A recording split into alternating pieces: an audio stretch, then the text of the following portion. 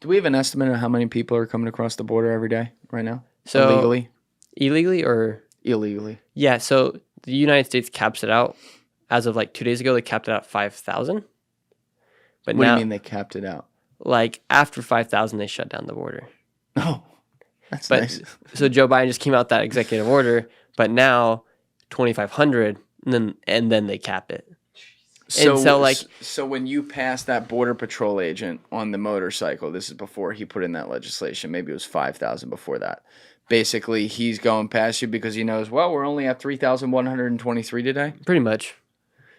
And so, like, they cap it out, but like, so now instead of like with this new executive order, they're still letting in 2,500 people a day, which is a lot of people. But do you think the people are really just going to wait in Mexico? Like, they're eventually going to figure out how to come through. And so, what it's actually going to happen? Wait, what do you mean? So, like, say they can't come in that day. They're just going to wait to the next day. Oh, they're going to wait for And they just wait for the next day until it's their time. Like, I went to Mexico City to see what was happening as well. And, like, the Biden administration has also created an app called the CBP One app. And what? The Biden administration has, like, re-implemented this app called the CBP One app. And so once a migrant gets to any migrant from Venezuela, Nicaragua, Cuba, or Haiti, they can use this app called the CBP One app. What happens is they get to the United States, they get to Mexico, and then from Mexico they apply for that app. And then once they get the approval for the app, they are given a date to come and present themselves at U.S. Customs. And then from there, they're let into the United States. So now this is different than crossing the border illegally. So is this somewhat legal? Yes. It's like, it's legal, but they're still bringing in, like, the United States of America is literally bringing migrants into America. And not even that. But do we get their actual name, who they are? They have to give identification? I'd hope so. But a lot of these people from these countries don't even have it because they've lost it. Ooh. See, that doesn't solve the problem. No, and what makes it worse is Biden also, they're flying in 30,000 migrants a month into America. Like, flying them in. From Mexico. So what do you mean flying them in? In an airplane, through an airport. Like at Mexico City, though? Or like from the border? From Mexico City, I believe, I'd imagine. Can we look this up? But then they don't. Yeah, look at the Biden administration flying in migrants from Mexico. Let's see if we can come up with something on that. See if there's like an article. Yeah, Daily Mail came out with one. You see something? All right. Now it's just giving us all the latest news on what Go he to did. images. Oh, images? Yeah, there should be one by the Daily Mail.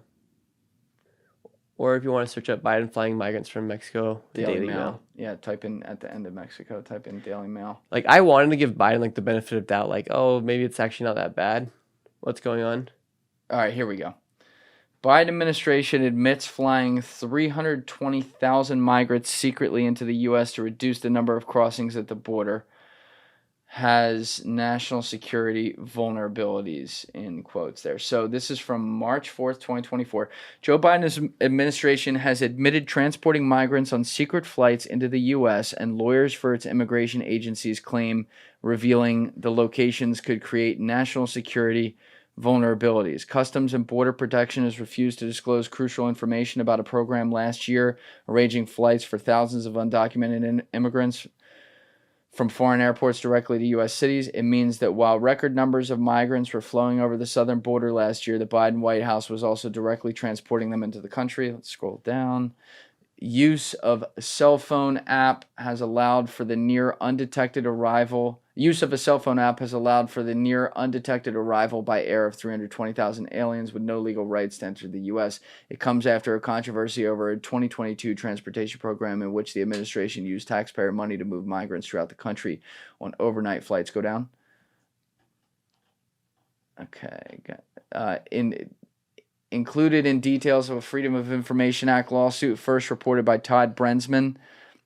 The Center for Immigration Studies found Biden's CBP approved the latest secretive flights that transported hundreds of thousands of illegal immigrants from foreign countries into at least 43 different American airports from January through December 2023.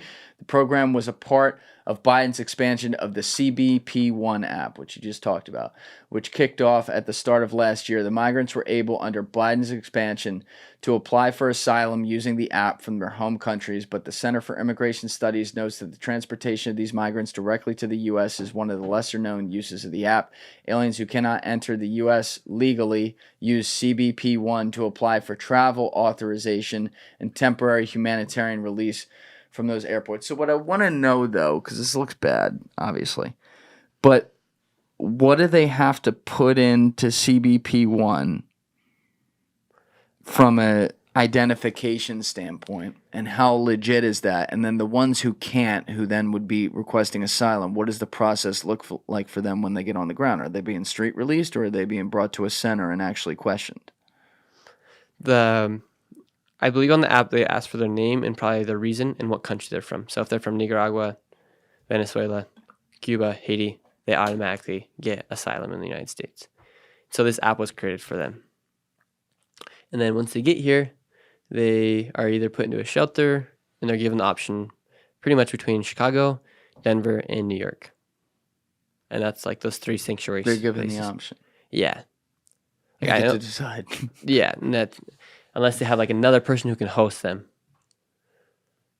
So, like, I wanted to give Biden the benefit of doubt, like, oh, like maybe he's like trying to do that. And then I saw this article, and I was like, okay, yeah, this is all by design. It doesn't look good. No, and you want to, I can keep telling you even crazier and crazier Keep stuff. going. That's why you're here. So in California, now a migrant, when they get there, they get free healthcare, free college tuition. They get up to $20,000. They get up to 20% on a down payment from the government for a house. Free college tuition. Free college tuition in California. Who? The state's paying that? Government, tax dollars. Can we Google that? I met with on my last trip there. I met with a mayor of one of the cities of El Cajon, right on the border, and he tells me this. He's like, they get 20% down on a house payment. They only have to pay back. They only have to pay that back once they move out of the house, and they get free college tuition, free healthcare. Whoa. Okay. So, like, it's not good by any means. Like Wait, go up real fast. Oh, California, but do college tuition for yeah. And then they also pay for sex changes. College tuition, but migrants, immigrants. Thank you for watching the video, guys. If you haven't already subscribed, please smash that subscribe button and check out this clip's full podcast episode by clicking here or in the description below.